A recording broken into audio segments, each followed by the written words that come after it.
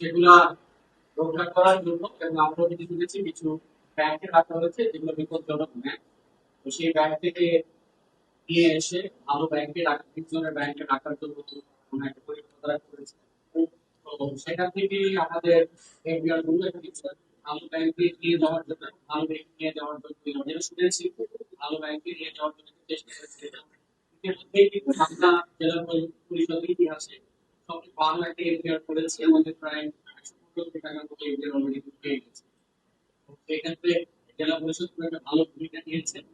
আমরা চাই যে যতটা জেলা পরিষদ আছে তার থেকে আরেকটু জেলা পরিষদ কিন্তু 6টা স্পেশাল পরিষদ আছে, তার থেকে আরেকটু জেলা পরিষদ একটি।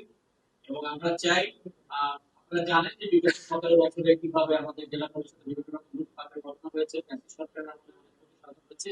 সেখান থেকে উঠে এসে আমরা কিভাবে গাজীপুর জেলার উন্নয়নগুলো কাজ করতে পারি, আমাদের মাননীয় প্রধানমন্ত্রী যে ম্যান্ডেট দিয়েছেন, যে দিক নির্দেশনাগুলো দিয়েছেন, সেগুলো যেন পালন করতে পারি, মানুষের দৌড় ঘোড়ায় যেতে পারি, সে ব্যাপারে আমরা সচেষ্ট আছি। এখানে দেখলাম যে আমাদের 7টা পদ খালি অ্যাডভার্টাইজমেন্ট হয়েছে বা কোনো কিছু হয়নি। তার মধ্যে আপনারা জানেন যে প্রতিটা জেলা পরিষদেই কর্মচারীবৃন্দ আছে, এখানে যারা কাজ করেছেন এক একজন 20 বছর, 25 বছর, 13 বছর। এবং এটা কিন্তু একটা গভর্নমেন্ট সার্ভিসের জন্য আপনি থাকবেন, আপনাকে ট্রান্সফার করবে, আপনি বিভিন্ন জায়গায় যাবেন, এটাই কিন্তু একটা প্রসেস। কিন্তু আমরা এখানে দেখেছি 20 বছর, 25 বছর, 30 বছর, অনেক বিষয় এখানে আমরা যেটা দেখেছি। তো সেটা আমি আসার আগেই অনেকগুলা ট্রান্সফার হয়েছে, আমি আসার পরে নিয়মতান্ত্রিক ভাবে সেই ট্রান্সফারগুলি হয়েছে এবং আমরা মন্ত্রণালয়ে লিখেছি আমরা চাচ্ছি যে সে পদগুলো পূরণ করার জন্য আমাদের যেন তারা কি দেওয়া হয়, আপনার পারমিশন দিলে আমরা সেগুলো পূরণ করে ফেলবো। কিছু কিছু প্রজেক্টে আমাদের এখানে আপনারা দেখবেন আছে, তারা বিভিন্ন প্রজেক্টে তারা কাজ করছে, এই বলতে পারবো। কিন্তু আমরা আন্ডারস্ট্যান্ড, আপনারা জানেন যে কোনো ব্যক্তি যদি আপনি এনপিআর করেন, আজ আপনি 3 মাস করতে পারেন, 6 মাস করতে পারেন, 1 বছর করতে পারেন, বা তার চেয়ে বেশি করতে পারেন, ডিপেন্ড করে। আমি যেটা শুনেছি সেটা হচ্ছে আমাদের এনপিআর গুলো সবগুলো মেয়াদের জন্য হয়ে গেছে। আপনার 2011 থেকে 14 সালের ভিতরে মোস্টলি এগুলো করা হয়েছিল, তারপরে এগুলো রিনিউ করা হয়নি।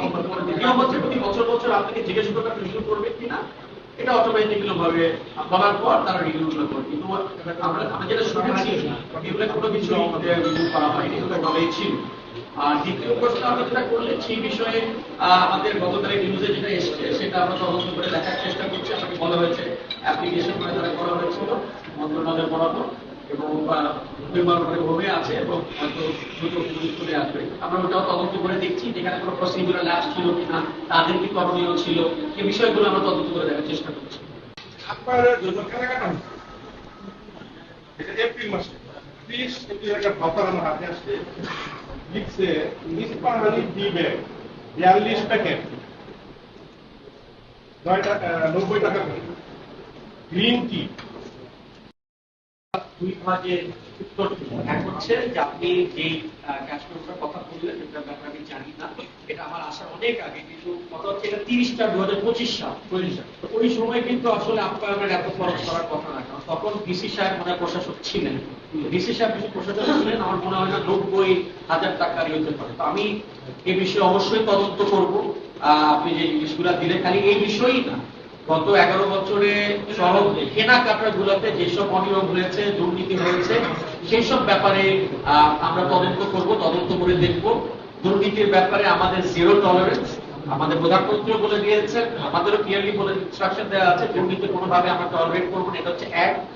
2 হচ্ছে আসলে আমি আসার আগে আমি শুনেছি এটা একটা কালচার হয়ে গেছে যে কোনো কিছু হলেই কর্মকর্তাদের নামে একটা লিখিত জবাবদিহি হয়, পেপারে ছাপা হয়, তারপরে অ্যাকশন নেওয়া হয়, এরকম শুনেছি। এবং অনেক সিইও অনেক দিনের এভাবে চলে গেছে, ব্যাপারগুলো আমি শুনেছি।